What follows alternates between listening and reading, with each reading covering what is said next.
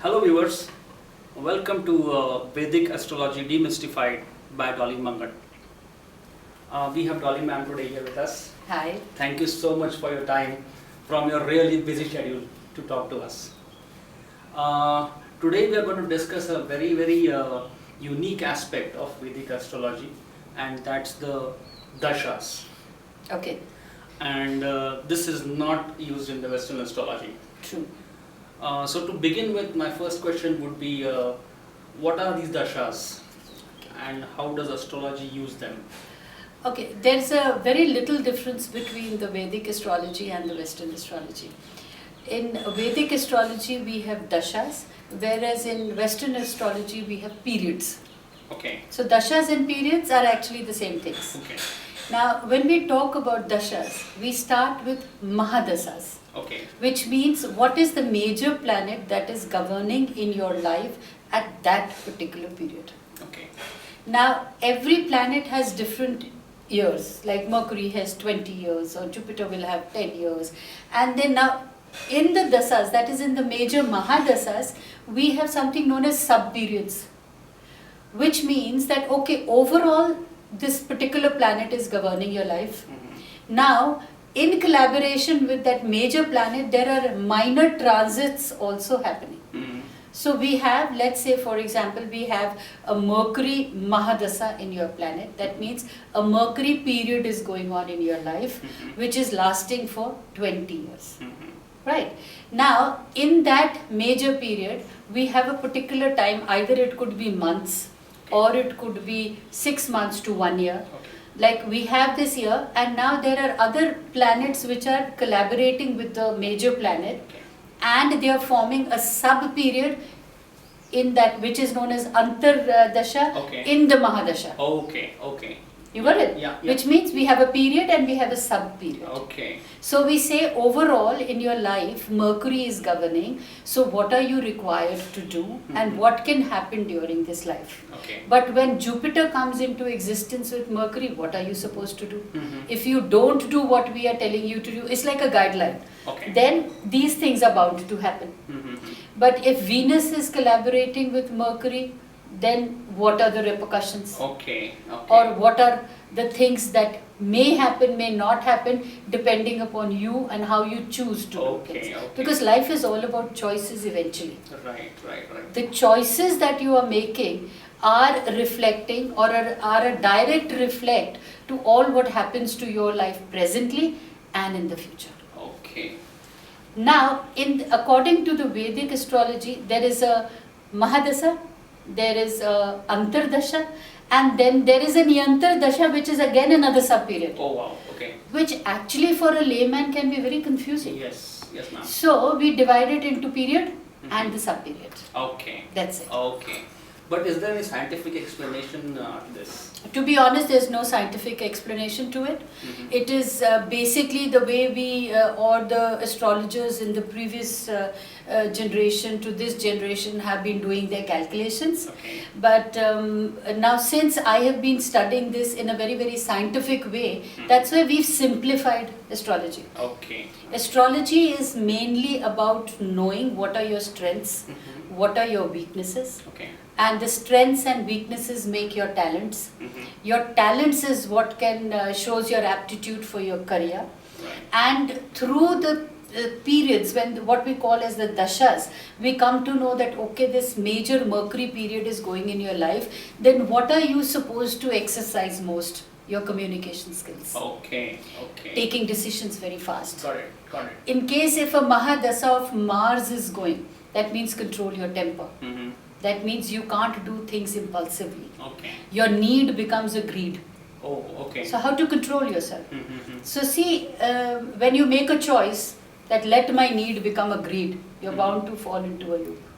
Oh, yeah. You're going to have the repercussions for that. Right. But if you realize that my need is turning into a greed and I don't want that to happen, I choose to refrain. Mm-hmm. So that is when an astrologer tells you refrain, Okay. don't become greedy. Okay. And if you listen to the astrologer, or if you listen to a person who's practically telling you that this is a period going on which will make you greedy, if you refrain from it, then you safeguard yourself from certain problems that may occur. Oh, interesting. Very interesting. So these planets, when we talk about the major period coming in, it is means that that major planet, the major dasha that you are undergoing, is making you feel this. Oh, okay. Correct. And then it is your choice of how to handle that particular situation. Okay, very nice. In that regard, I would like to ask you the next question. Whereas the malefic planets are concerned, like Rahu and Ketu, Yeah, and they have big Maha Dashas as well. yeah. Rahu for 18 years and Ketu for 7 years. They are not malefic planets for everyone. Okay, Firstly, okay. they are every planet has a good part and a bad part. Similarly, Rahu and Ketu also, which is majorly known as the dragon's head and the dragon's tail in our Western astrology, it has both the benefic and the malefic. Okay. Now, when the Rahu is commanding you, or when the Rahu is actually bestowing his energy on you, he'll make you delusion. Okay. He'll make you illusionary. Mhm. He makes you want to know the secret parts of the world. Oh, okay. Right. He wants you to delve into your secret self. Okay. If you actually agree with me, and probably if you understand, and if every individual is true to himself, there is a dark part of us. Every individual has it 100%. Yes. Which we don't want to show to the world. Correct. Okay. But then there is also a dark need with every individual which we don't want to show to the world. Right. But there comes phases in life when you yourself are interacting with the dark part of yourself. Oh, wow. Okay. And that you only do when the Rahu Mhm. is actually bestowing his energies on the elements of your body. Okay. That is water, air, earth and fire. Okay. The fire energy is ignited. Okay. So when the fire energy is ignited, you go back into your shell and you are interacting with that dark part of yours. Wow. Okay. And it urges you. Mhm. Now, when is it malefic? When it urges you to lose that control and do the things which you are actually told not to do, or which should Okay. not be done. Oh, okay. Okay. Okay. But you want to do it. You become greedy. You become what do you call? You just get enticed. Okay. Okay. You know, at Okay. times you want to seduce. Oh, okay. So seduction, Oh, enticing the person, becoming greedy. okay. That is when it starts urging you to do all these things which actually are not good for the society or good for you at large. Okay. Okay. Right. So when you go to an astrologer and the astrologer is telling you that Rahu is prevalent and these obstacles are coming your way, these bad things are going to happen. Basically, they're not happening on their own. You are pushing yourself because you want to take a risk. Okay. You want to just do it. It happens. It Okay. happens all the time. Okay. But then again, if a good astrologer can guide you, he can tell you that these things are going to happen. Now it's your choice how to control them. If you don't control them, the result is directly of what you are sowing or what you are doing. Okay. Okay. Now when the Rahu, the same thing, is in a benefic mood, that is the time you again go back to your dark self. You again go to your subconscious mind and you're dealing with your own fears, your phobias, and you exactly know that yes, this is what I can do. This is the wrong that I can do. Okay. But the good sense prevails that this is what I shouldn't do. Okay. Okay. That's why we must have heard of the term split personalities. We must have heard of the term that one person can actually have three, there is 3 in 1 or 2 in 1. Yes, right? multiple. You multiple personalities. Then we also talk about schizophrenia. Correct. You know, now when it is benefic, you are well aware that this is what you are and this is what you can do, but this is what you don't want to do. Right. Right. When it is malefic, that is the time something in us wants to do it. Okay. Because it's seducing us. Okay. It wants us to take the risk. Okay. But again, the choice lies with you. Right. Ma'am, is there a way to control it? Of course. Okay. people with strong willpower, who have a strong Mars element in them, or who have a strong Jupiter element in them. Okay. Element who has a strong Jupiter planet Okay. bestowing the energy, and they feel that yes, I can use my mind, and they're not thinking with their heart. They are very well aware and they can control it, but provided they are aware of it. Okay. See, that's why it's very important to Correct. go to an astrologer. Correct. Because you exactly can be, astrologer is also like a psychiatrist. It's also like a psycho-counseling, that you are telling what is happening in your heart. For example, the other day I had a client who openly came and told me the dishonesties that he's done. Okay. Now basically, he had the planets which are benefic to him.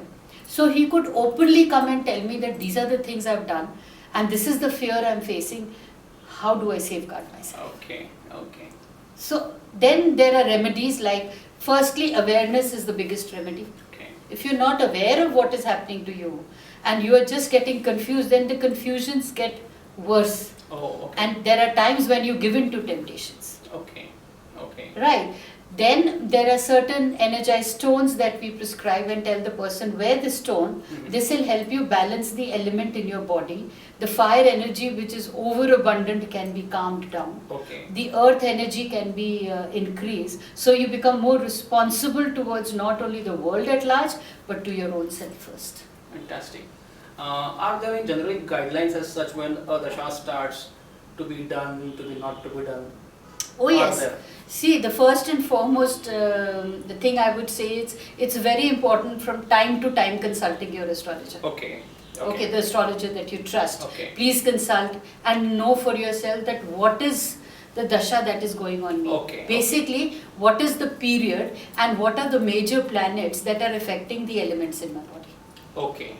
So it's very important to know. Like for example, I know that the major element in my body at this particular moment is Jupiter. Okay. But I also know that the sub-period is moon. So my things would be kind of slow, but with my intelligence, I would be able to sail through. Okay. So see, you will never have a fear or insecurity. Right. Now, at times people come and tell me that they have the intelligence, they have the wherewithal, they've been doing things greatly and with a lot of hard work, but somehow things are not moving. Right. Correct. So they tend to get frustrated, fearfulness sets in, self-doubt sets in. That is the time a good astrologer can guide the person and put him at peace by saying, look here, the sub-period is moon, so the things are bound to be slow. Okay. But that doesn't mean you can't keep doing your work. Keep doing your work, you will receive abundance once the sub-period subsides. Oh, okay. Now, you could probably ask me a question that how come after a sub-period abundance will come automatically, from where? Okay. You have to realize that the hard work you have been putting in, sooner or later has to bear fruits. Right. Okay. Because hard work never goes waste. But it's just that the period... It's just that you need to be patient in that period. Okay. And this is another period where we get frustrated and then we tend to do wrong things. Correct. And then we just feel that the planets are bad. It's not, the planets are never bad. Exactly. There are planets, when they are moving retrograde, is a universal challenge to a person or a message to a person. Relax. Okay. Be patient, because if you actually see a human being, the mind is like a monkey. Okay. The monkey mind is always churning. It is never at rest. Okay. So when these things happen to us, it's like God's omen telling you, relax, stop, look, and then proceed. Oh, fantastic. So it's basically like going to a doctor for a yearly checkup. To understand. To understand, is my body all right? What are the deficiencies in my body? Right. Because as with the passage of time or with the age, your charts keep changing. The modulations or the, your own habits, your own attitudes keep changing with the passage of time. Not because of the planets, but because of your own circumstances. Okay. But then understanding why this is happening to you and how you can control it, I think it can make your path much easier. I'm sure.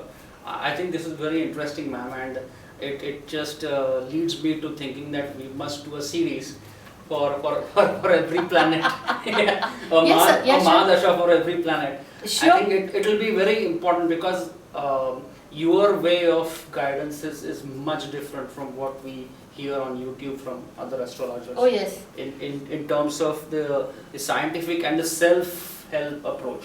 It's basically like I've always said in my thing that life is what you make it.